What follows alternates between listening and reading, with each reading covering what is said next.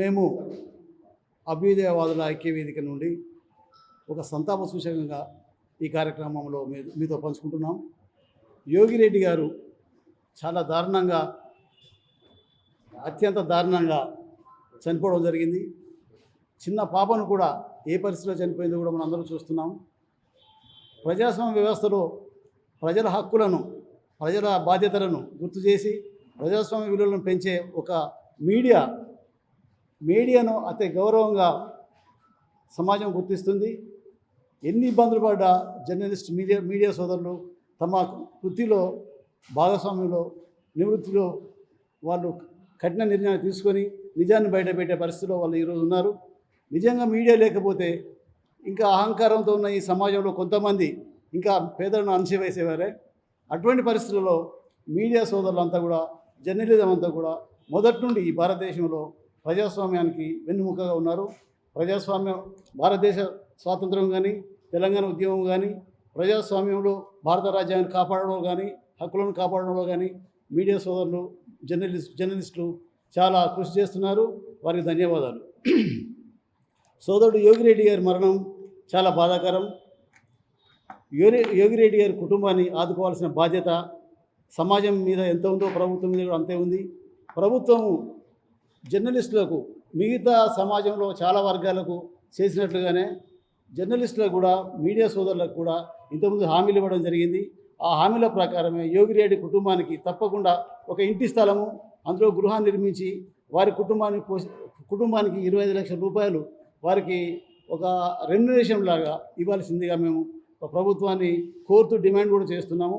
ప్రభుత్వం దీన్ని వెంటనే స్పందించి స్థానిక ఎమ్మెల్యే గారు, జిల్లా మంత్రి గారు ప్రభుత్వాన్ని దృష్టికి తీసుకెళ్ళి, ముఖ్యమంత్రి దృష్టికి తీసుకెళ్ళి దీన్ని వారికి అందజేస్తారని ఆశిస్తున్నాము.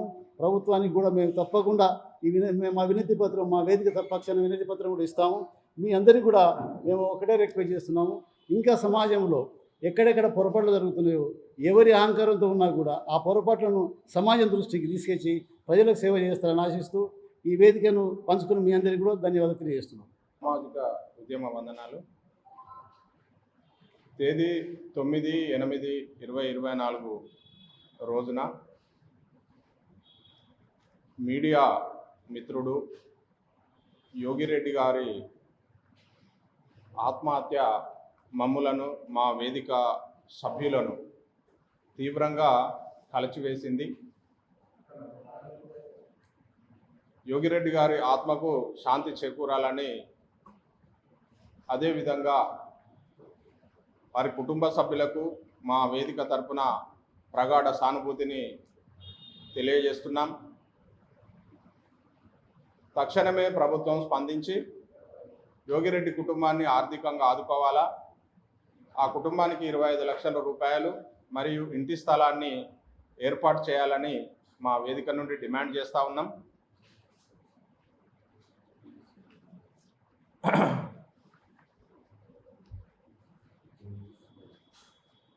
అదేవిధంగా యోగిరెడ్డి మరణం ఈ మీడియా యోధుల దుస్థితికి అద్దం పడుతుంది. కాబట్టి ప్రభుత్వము ఈ మీడియాలో పనిచేసే మీడియా వర్గాన్ని సామాజిక సేవా కార్యకర్తలుగా గుర్తించి వారికి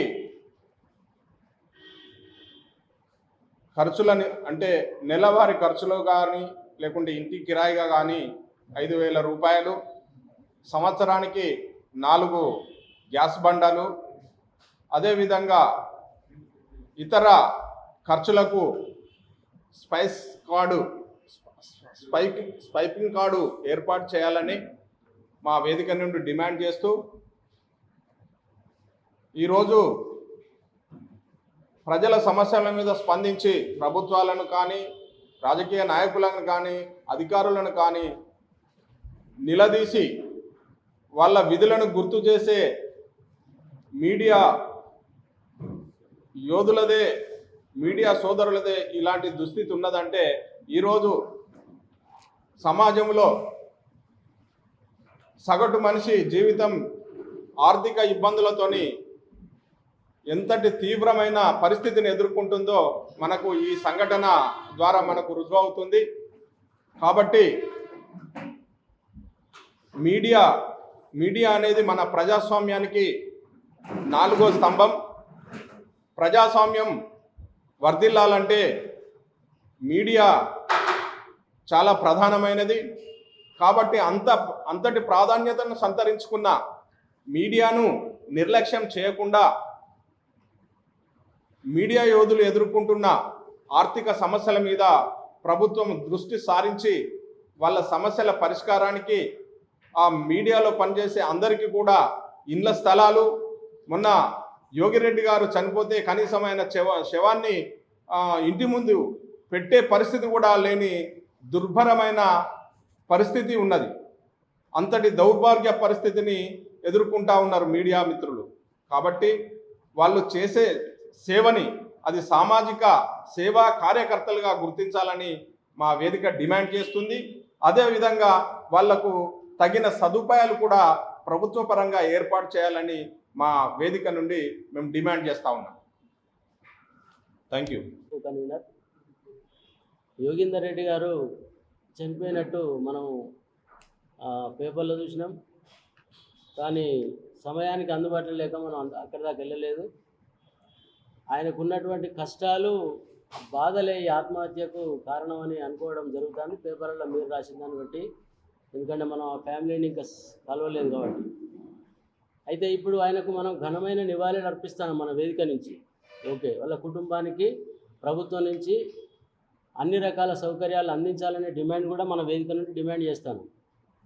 కానీ ఈ సమస్య అతను ఒక్కరికే ఉందా, మన మీడియా మిత్రులందరికీ ఉందా అనేది మనం ఒక్కసారి డెప్త్కు పోయి ఆలోచించినట్టయితే, ఈరోజు మనం ఉమ్మడి వరంగల్ జిల్లా యూట్యూబర్ ఛానల్ కానుండి స్టార్ట్ చేస్తే ప్రింట్ మీడియా, డిజిటల్ మీడియా, ఇటువంటి మొత్తం అందరు లెక్కేసుకుంటే నాకు తెలిసి ఒక 1000 మంది ఉంటారు కావచ్చు. అంతేనా ఫ్రెండ్స్? 1000 మంది ఉంటారా అందాదా? కాబట్టి ఇంతమందికి ఒక ప్రధానమైన పత్రికలు ఏమన్నా ఒక 5-6 పత్రికలు తప్ప లైన్ అకౌంట్ ఇచ్చేది, మిగతా వాళ్ళకి ఎటువంటి పేమెంట్ లేకుండానే ఈ సేవ చేస్తాను. కాబట్టి ఈ సేవ అనేది వాడుకున్న ఈ ప్రభుత్వాలు కానీ ఇంకా ఇతర సంఘాల నాయకులు కానీ ఎవరు కూడా ఎటువంటి సహకారం చేసినటువంటి పరిస్థితి లేదు, ఎటువంటి సౌకర్యాలు కల్పించినటువంటి పరిస్థితి లేదు. ప్రభుత్వం వైపు నుండి ప్రభుత్వంలో కీలకంగా ఉన్న వ్యక్తులు కూడా మీకోసం ఆలోచించి ఏదన్నా ప్రభుత్వం నుంచి డిమాండ్ చేసి సాధించి మీకు అప్పచెప్పినటువంటి పరిస్థితి కూడా లేదు. గతంలో 95, 96, 97 ఆ టైంలో నేను కూడా ప్రజాశక్తి ప్రెస్ రిపోర్టర్గా చేసిన ఒక 3 years. కానీ ఆ రోజుల్లో కూడా ఇన్ని పత్రికలు లేవు. అయినా రాజకీయ నాయకుల వైపు నుంచి కొంత రెస్పాన్సిబిలిటీ ఉండేది. మేము అడిగినా అడగకపోయినా ఆ టైంలో దాదాపు గన్పూర్ మండలంలో పనిచేసిన అందరికీ కూడా ఒక 10-15 మందికి ఇండ్ల స్థలాలు ఇవ్వడం జరిగింది. కానీ ఆ పరిస్థితి ఈ రోజుకి వచ్చేవరకు ఏం జరిగిందంటే, అసలు ఎవరు విలేకరి ఎవరు కాదు, వీళ్ళని పట్టించుకునే నాదుడు ఉన్నాడా లేదా అనే ఒక దాన్ని ఏమంటారు అభద్రతకు సంబంధించినటువంటి ఒక పరిస్థితి ఏర్పడ్డది. అసలు విలేకరిగా రావడం అనేది ఇది ఒక సర్వీస్ సంబంధించినటువంటి విషయం. కానీ ఇంతమంది రావడానికి కారణం ఏంది? బయట ఉన్నటువంటి నిరుద్యోగ సమస్య దీనికి ప్రధాన కారణం అనుకుంటున్నాను నేను. ఉద్యోగాలు ఉన్నట్టయితే, ఉపాధి అవకాశాలు ఉన్నట్టయితే ఈ రంగంలోకి చాలామంది రాకపోవచ్చు. వచ్చినా కూడా ఇటువంటి ఈ దరిద్రమైనటువంటి పరిస్థితులు ఉండకపోవచ్చు. కానీ మరి ఈ సమస్యలు ఉన్నాయని మనకు అర్థమవుతుంది. దీని పరిష్కారానికి మార్గం ఏంది? మా సంఘాల లాంటి వాళ్ళు, ప్రభుత్వాల్లో పనిచేసే రాజకీయ నాయకులు, ఇంకా ఇతర రాజకీయ పార్టీల నాయకులు వాళ్ళ అవసరం కోసం మాట్లాడడం తప్ప డిమాండ్స్ ఫ్రేమ్ చేసి మీకు సాధించి పెట్టేది ఏమీ ఉండదు. మా నుంచి మన మిత్రులు ఏం మాట్లాడినో నేను వినలేదు. కానీ మా నుంచి, మా వేదిక నుంచి మీకు ఇచ్చేటువంటి సూచన ఒకటే, మీరందరూ కూడా రాష్ట్ర వ్యాప్తంగా, ఉమ్మడి జిల్లా వ్యాప్తంగా ఉన్నటువంటి మీడియా మిత్రులు అందరూ కలిసి మనం అనుకున్నటువంటి యూట్యూబర్స్ కానీ, ఎలక్ట్రానిక్ మీడియా కానీ, ప్రింట్ మీడియా కానీ, డిజిటల్ మీడియా కానీ అందరూ కలిసి ఐక్యంగా ప్రభుత్వానికి వ్యతిరేకంగా మన సౌకర్యాలకు సంబంధించి డిమాండ్స్ మీద స్ట్రగుల్ చేస్తే తప్ప ఎవరు కూడా ఏమి చేసి పెట్టరు అనేది ఇప్పటివరకు మనకు అర్థమయ్యేటువంటి విషయం. కాబట్టి ఈ వేదిక నుంచి మీకు అన్ని రకాల సౌకర్యాలు కావాలని మేము డిమాండ్ చేస్తూనే మీరందరూ ఐక్యమై స్ట్రగుల్కు ముందుకు వస్తే మీకు ముందు భాగాన మేము ఉండి పోరాటం చేయడానికి సిద్ధం.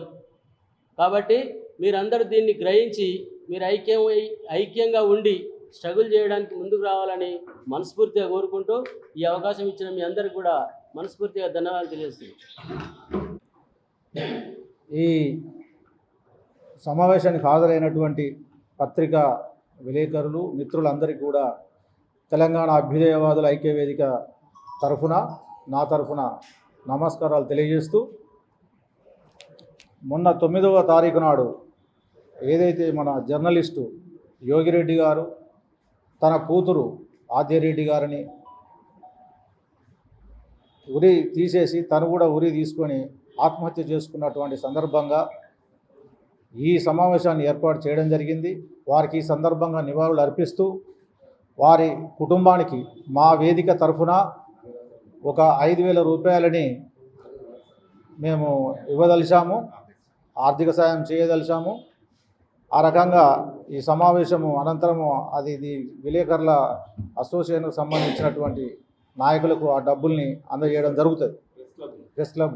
ప్రెస్ క్లబ్ వాళ్ళకి ప్రధానంగా ఇందాక మా వేదిక మిత్రులు చెప్పినట్టు సమాజం లోపల ఉన్న సమస్యల్ని వెలికితీసి ఆ సమస్యలకి పరిష్కారం ఎక్కడ దొరుకుతుందో ఆ పరిష్కరించవలసినటువంటి ప్రభుత్వం కానీ లేదా కార్యనిర్వాహక విభాగం కానీ వాళ్ళ దృష్టికి తీసుకెళ్లేటువంటి పత్రికా విభాగం ఏదైతే ఉందో, మన దేశం లోపల ఉండబడినటువంటి కాన్స్టిట్యూషన్కి 4th ఎస్టేట్గా పేరున్నటువంటి ఈ మీడియా రంగం గ్లోబలైజేషన్ తర్వాత చాలా ఒడిదొడుకులకు లోనవుతున్నటువంటి పరిస్థితి ఉన్నదనేది మనకు అర్థమవుతుంది.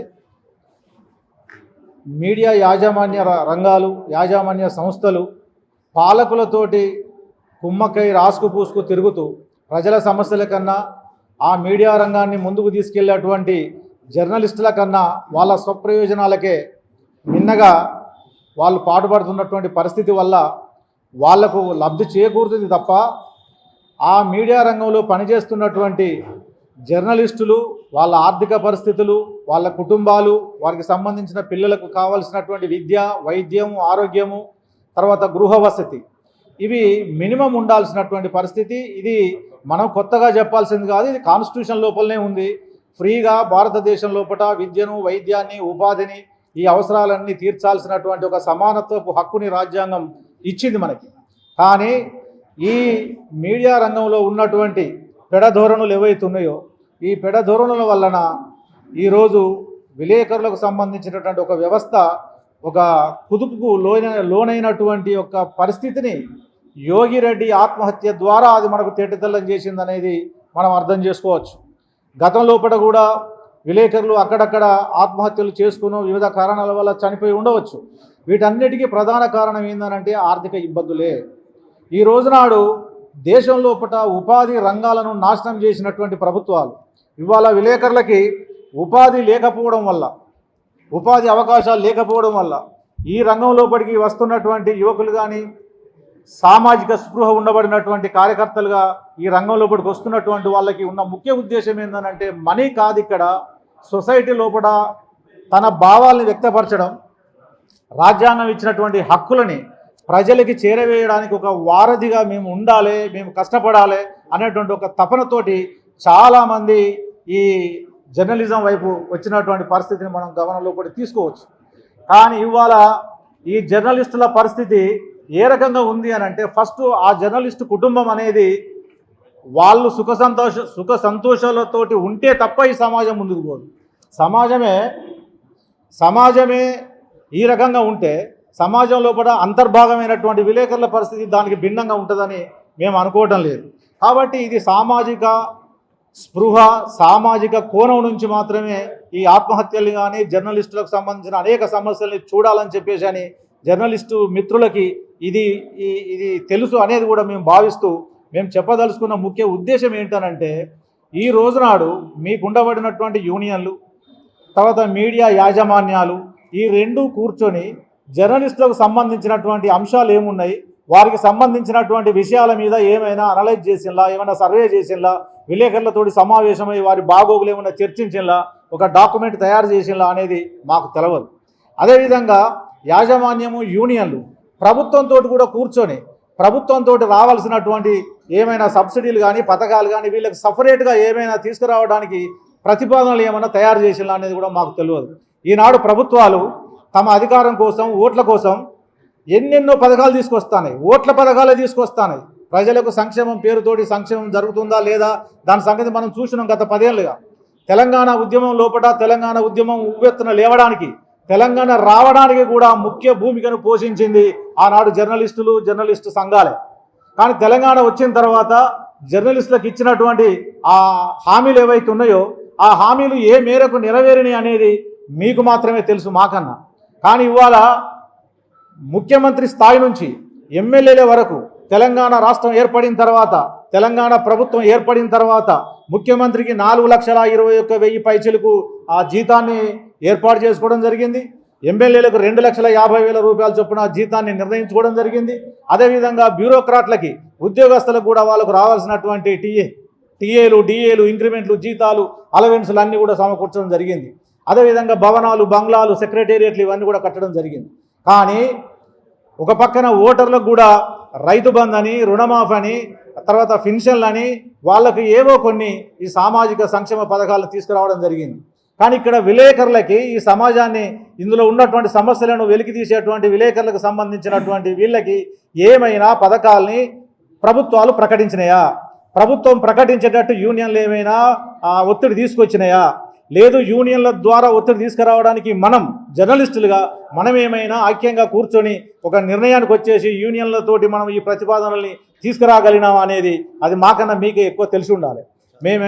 మేమేమంటున్నామంటే ప్రభుత్వం ఇప్పటికైనా మాకు తెలిసిన మేరకు ఇంతకుముందు ఏదో ఇళ్ల స్థలాలని, ఇండ్లని ఏదేదో కొన్ని హామీలు ఇచ్చింది, అవి నెరవేర్చిందా లేదా అది మీకు తెలుసు. కానీ ఇప్పటికైనా ప్రభుత్వము, ఈ మారిన రేవంత్ రెడ్డి గారి ప్రభుత్వం ఏదైతే ఉందో, ఇల్లు లేనటువంటి విలేకరులకి ఇళ్ల స్థలాలు, అదేవిధంగా పక్కా ఇల్లు కట్టించడము, ఆ తర్వాత విలేకరులకి సంవత్సరానికి మినిమం ఒక 4 గ్యాస్ సిలిండర్లని ఉచితంగా ఇవ్వాలని చెప్పేసి మేము కోరుతున్నాం మీ ద్వారా.